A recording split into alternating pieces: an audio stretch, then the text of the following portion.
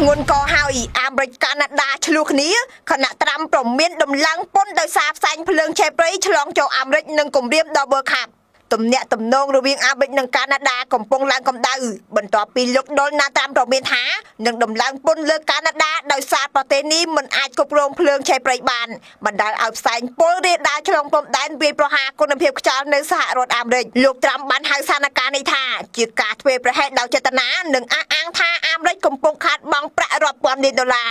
លោកបានប្រមានថាតម្លៃនៃការបំពុលនឹងទៅបញ្ចូលទៅក្នុងពន្ធដែលកាណាដាត្រូវបង់នេះបើតាមការបង្ហោះលើបណ្ដាញសង្គមផ្លូវការរបស់លោកត្រាំ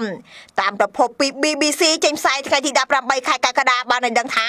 ខណៈសង្គ្រាមពាក្យសម្ដីកំពុងក្តៅឡើងកាណាដាក៏កំពុងប្រឈមនឹងវិបត្តិភ្លើងឆេះព្រៃដ៏អាក្រក់ដូចគ្នា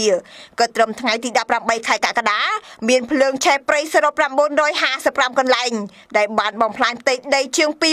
28,500 គីឡូម៉ែត្រការ៉េរដ្ឋាភិបាលកាណាដាបានបញ្ជូនយន្តហោះយោធាទៅជម្រាបប្រជាជនប្រមាណ600នាក់ចេញពីតំបន់ Fort Hope នៅក្នុងខេត្ត Ontario ខណៈអណ្ដាតភ្លើងកំពុងរាលដាលកាន់តែខ្លាំងទន្ទឹមនឹងនេះផ្សែងក្រាស់ចេញពីភ្លើងឆេះព្រៃបានកូរបណ្ដាប់ទីក្រុងធំៗរបស់អាមេរិកដូចជា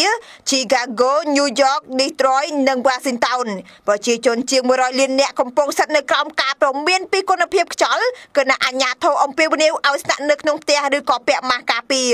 ស្ថានភាពកាន់តែគួរឲ្យបារម្ភដោយសារផ្សែងពុលអាចជះឥទ្ធិពលដល់ការប្រកួតផ្ដាច់ព្រ័ត្រ World Cup នៅរដ្ឋ New Jersey ការព្យាករណ៍បង្ហាញថាគុណភាពខ្យល់នៅតំបន់ប្រកួតអាចស្ថិតនៅក្នុងកម្រិតមិនល្អដែលប៉ះពាល់ដល់កីឡាករអ្នកទស្សនានិងការរៀបចំព្រឹត្តិការណ៍ដ៏ធំបំផុតមួយរបស់ពិភពលោកទន្ទឹមនឹងការគម្រាមដំឡើងពន្ធសមាជិកសភាគណៈបក្សសាធារណរដ្ឋមួយចំនួនក៏កំពុងជំរុញឲ្យដាក់ទណ្ឌកម្មលើកាណាដាដូចគ្នា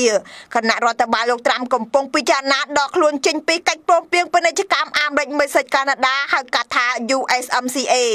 ស្ថានភាពនេះកំពុងបង្កការព្រួយបារម្ភថាចំនួនបរិស្ថានអាចប្រែក្លាយទៅជាការប្រឈមមុខផ្នែកពាណិជ្ជកម្មនិងការទូតកាន់តែធ្ងន់ធ្ងររវាងប្រទេសជិតខាងទាំងពីរ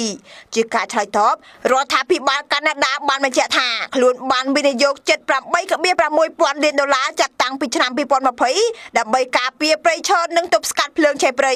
ប៉ុន្តែការប្រែប្រួលអាកាសធាតុដែលធ្វើឲ្យអាកាសធាតុកាន់តែក្តៅនិងស្ងួតកំពុងធ្វើឲ្យវិបត្តិនេះពិបាកគ្រប់គ្រងជាងមុនខ្ញុំមេងធីតា MHJ TV News